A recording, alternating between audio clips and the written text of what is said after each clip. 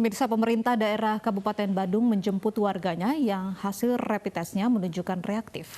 Rapid test atau tes cepat digelar setelah terjadi lonjakan kasus COVID-19 di Badung, Bali beberapa hari terakhir.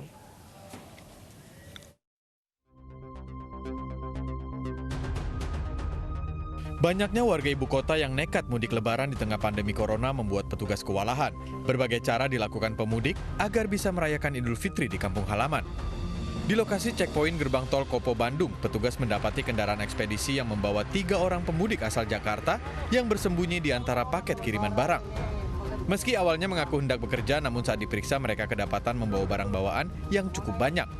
Petugas langsung meminta kendaraan yang ditumpangi 5 orang termasuk 2 karyawan perusahaan ekspedisi ini untuk kembali ke Jakarta. Di Cimahi, Jawa Barat, 2 mobil travel yang membawa pemudik dikejar petugas gabungan karena kabur saat akan diperiksa di checkpoint Jalan Jenderal Amir Mahmud. Setelah diberhentikan, terdapat puluhan pemudik asal Jakarta yang hendak menuju Wonosobo. Saat diperiksa, setiap pemudik mengaku membayar Rp400.000 kepada agen perjalanan di Jakarta untuk membawa mereka ke Wonosobo. Supir ditilang karena melanggar aturan larangan mudik. Untuk mencegah penularan virus corona dari luar Jakarta akibat tradisi mudik, Pemprov DKI menerapkan aturan bahwa setiap pemudik yang akan kembali ke Jakarta harus mengantongi surat izin keluar masuk. Syarat untuk mendapatkan surat izin keluar masuk adalah surat pengantar RT dan RW, surat pernyataan sehat bermaterai, surat tugas dan perjalanan dinas, pas foto berwarna dan pindaian KTP. Tanpa surat izin keluar masuk ini, mereka yang akan kembali ke Jakarta akan tertahan dan diminta untuk putar balik di pos-pos yang disediakan di sejumlah titik. Tim Liputan iNews melaporkan. Lantas bagaimana penerapan penyekatan pemudik dari Jakarta yang akan kembali ke ibu kota? Sudah bergabung bersama kami Wakil Gubernur DKI Jakarta Ahmad Riza Patria. Assalamualaikum, selamat sore Pak Wagub. Waalaikumsalam, selamat sore. Ya, Pak Wagub, langsung saja pada prakteknya SIKM ini sudah diterapkan di seluruh titik masuk DKI Jakarta kah? Ya tentu sudah ya, jadi kami sudah memproses tidak kurang dari 132.845 yang mencoba mengisi formulir, kemudian juga sudah selesai 986 dan yang ditolak ada 3.930 dan yang masih dalam pengajuan 22. Ini data sampai kemarin ya. Dan sampai hari ini terus banyak sekali yang mengajukan, namun yang paling penting harus dipahami oleh warga yang bisa mengajukan surat izin keluar masuk adalah orang yang terkait dengan tugas di 11 sektor, termasuk ke lembaga tinggi negara, pihak diplomat asing, organisasi asing, petugas TNI Polri, petugas dishub, pemuda pada kebakaran, petugas ambulan, petugas logistik dan pangan. Di luar itu, warga lainnya tidak diperkenankan keluar masuk Jakarta selama masa PSBB ini masih berlangsung. Jadi untuk itu mohon perhatian dari seluruh warga, kita ingin mengakhiri PSBB ketiga sebagai PSBB penghabisan sebagaimana disampaikan Pak Gubernur, namun sangat bergantung pada hasil dalam 2 minggu terakhir ini. Memang alhamdulillah per hari ini RT-nya sudah 0,98, artinya di bawah 1. Kita ingin menekan sampai 0,8 bahkan sampai 0,7 sehingga angka ini, angka penularan semakin rendah sehingga dimungkinkan kita mulai dengan satu kehidupan normal baru. Jadi untuk itu yang paling penting adalah kita mencegah arus balik ke Jakarta, itu yang paling penting. Pak Wagub, soal pengetatan pengawasan masuk ke Jakarta tadi, pada prakteknya apakah memang hanya dilakukan di darat saja? Karena kita tahu ada jalur masuk via udara juga, lewat bandara dan juga pelabuhan, ini via laut. Sudah, jadi kami melakukan semua sektor ya, semua pintu masuk udara, laut, dan darat. Kami kemarin jam 2 siang, di hari Lebaran kedua juga rapat dengan Menko Maritim, Pak Luhut, Pak Menhub, dan seluruh jajarannya, juga untuk memastikan bahwa seluruh arus balik dari luar negeri, dari laut, darat, dan udara juga kita pastikan melalui proses yang memang harus sangat teliti, sangat cermat, sangat hati-hati. Tidak mudah masuk ke Jakarta, tidak mudah masuk lewat laut darat. Umpamanya dari udara lebih sulit lagi. Dia harus memastikan di daerah asal atau di negara asal harus memenuhi syarat mengikuti swab dan PCR-nya supaya memastikan bahwa yang bersangkutan sehat. Dan sampai di Jakarta juga dipastikan lagi, bahkan sudah dipersiapkan hotel-hotel atau ruang-ruang karantina ya bagi warga negara lainnya atau warga Indonesia dari luar negeri yang masuk ke Jakarta. Prinsipnya semua pintu masuk udara, laut, dan darat kami harus perketat dengan sangat terpaksa, mohon maaf, dan mohon dipahami bahwa prosesnya tidak mudah. Ini semata-mata kita berlakukan demi untuk memastikan dalam 2 minggu ini terjadi penurunan angka yang signifikan sehingga pada 2 minggu setelah itu kita bisa memasuki satu kehidupan normal baru. Jadi sangat bergantung pada kepatuhan, ketaatan, dan disiplin kita semua untuk memastikan. Baik. Dan untuk itu sekali lagi seluruh warga harus patuh dan disiplin. Hingga hari ini Pak Riza, sudah berapa banyak warga yang mencoba masuk wilayah Jakarta tanpa membawa SIKM? Ya memang dalam pintu-pintu masuk ya di sekitar Jakarta ada lebih dari 16 ya checkpoint yang kami persiapkan. Sekarang juga Pak Gubernur sedang melakukan pengecekan sidak di beberapa titik. Pak Jokowi juga tadi sudah melakukan dan terus melakukan. Jadi seluruhnya memang ada yang mencoba masuk ke Jakarta, tapi kami pastikan itu tidak mudah. Jadi sebelum sampai di perbatasan Jakarta, sebelum sampai di perbatasan Depok, Bogor, Tangerang, dan Bekasi, Jabodetabek, juga di daerah asal di Jawa Timur, Jawa Tengah, dan lain-lain juga sudah dilakukan pengecekan, pemeriksaan, dan pencegahan yang signifikan. Kami sudah berkoordinasi dengan kepala daerah lainnya untuk memastikan bahwa untuk masuk ke Jakarta harus melalui suatu proses yang sangat teliti, sangat cermat, hati-hati, dan apabila di luar keperluan di sebelah sektor tersebut tidak diperkenankan. Oke, Pak Wagub, andai kata bahwa memang ada pemudik yang kembali ke Jakarta tanpa memiliki SIKM dan berhasil masuk lewat jalur tikus dan sebagainya lah, katakanlah demikian. Apa tindakan yang dilakukan oleh pemerintah Provinsi DKI Jakarta? Pasti nanti kalau dia lolos dari daerah asal, katakanlah dari Jawa Timur dia lolos begitu, nanti sampai perbatasan Jakarta dia akan ketahuan. Karena di situ susah ya pintu-pintu sampai pintu-pintu jalur tikus juga kami perhatikan, kami teliti. Ada tim gabungan ya, jadi tidak hanya Dishub, tidak hanya Satpol PP, tapi dibantu oleh Polri dan TNI. Dan semuanya kita bersatu dalam satu tim gabungan untuk memastikan bahwa masuk ke wilayah Jabodetabek itu melalui proses yang panjang, melalui proses yang harus memenuhi surat izin keluar masuk. Jadi ya mohon maaf, kita kadang supir kita yang pulang kampung juga tidak bisa kembali ke Jakarta, atau pembantu rumah tangga yang terlanjur keluar sebelumnya kemudian ingin masuk itu juga sulit ya. Jadi juga warga Jakarta yang sudah telanjur, yang tadinya pekerja-pekerja yang berada di Jakarta sudah telanjur keluar mungkin dalam 2-3 minggu sebelumnya atau sebulan yang lalu sudah keluar kemudian ingin masuk di hari-hari ke depan ini, kita pastikan prosesnya tidak mudah dan itu sulit. Untuk itu kita meminta pengertian dan pemahamannya untuk tetap tinggal di daerah masing-masing sampai situasi kondisi memungkinkan, nanti akan kami kabari lebih lanjut. Pak Riza, mungkin masih ada begitu warga yang belum mengetahui apa itu SIKM.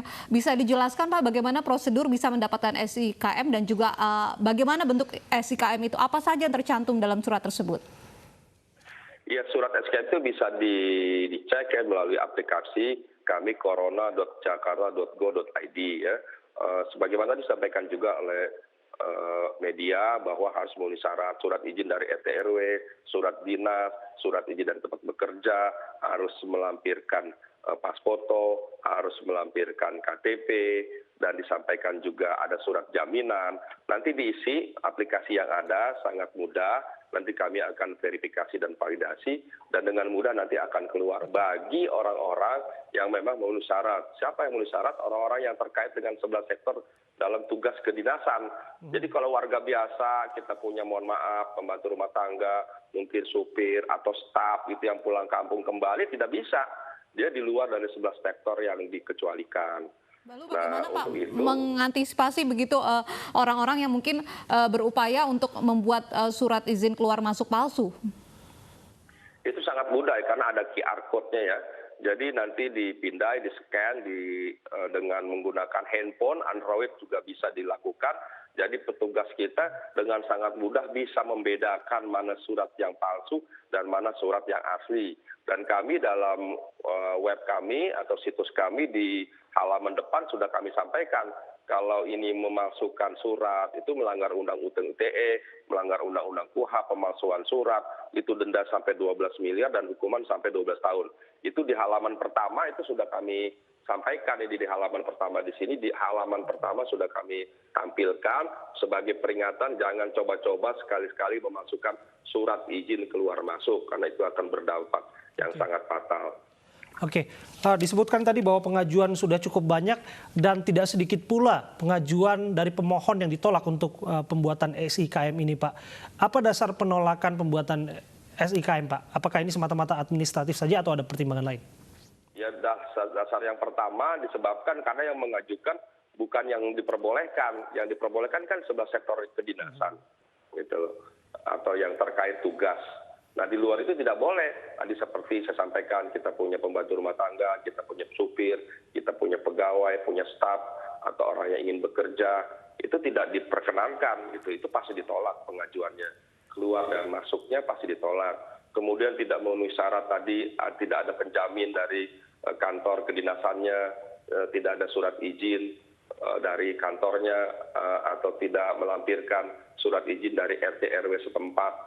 Jadi kami sudah sortir, kami saring sedemikian, mulai dari RT RW, tempat bertugas, kedinasan, bahkan harus ada penjaminnya, di samping juga melampirkan KTP dan pas foto.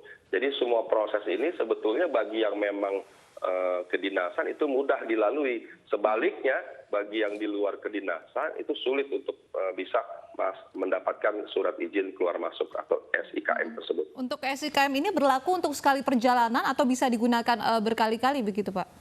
Memang ada dua jenis ya, ada yang sekali perjalanan, ada yang surat berulang.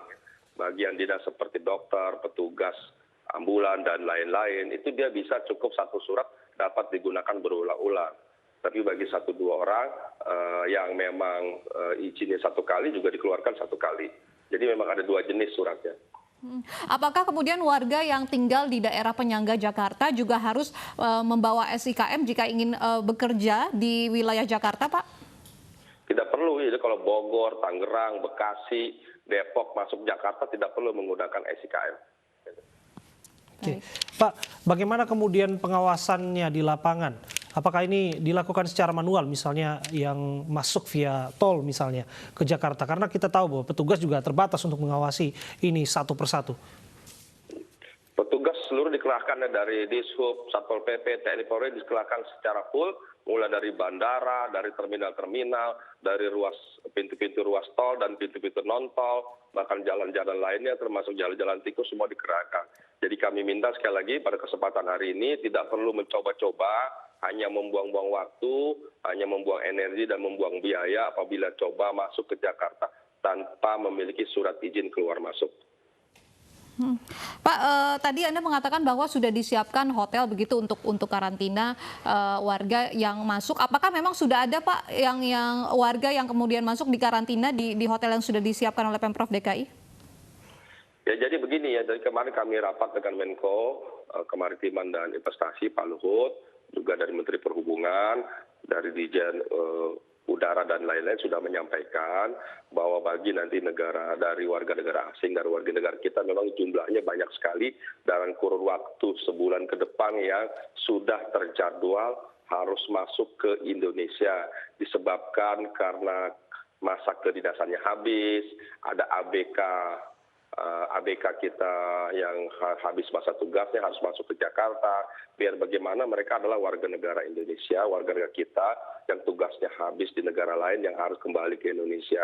Nah, untuk itu mereka harus melalui satu proses, yaitu harus PCR swab di negara masing-masing, kemudian masuk ke sini, nanti sampai di sini dicek kembali, bahkan sudah disiapkan tempat-tempat buat isolasi atau karantina.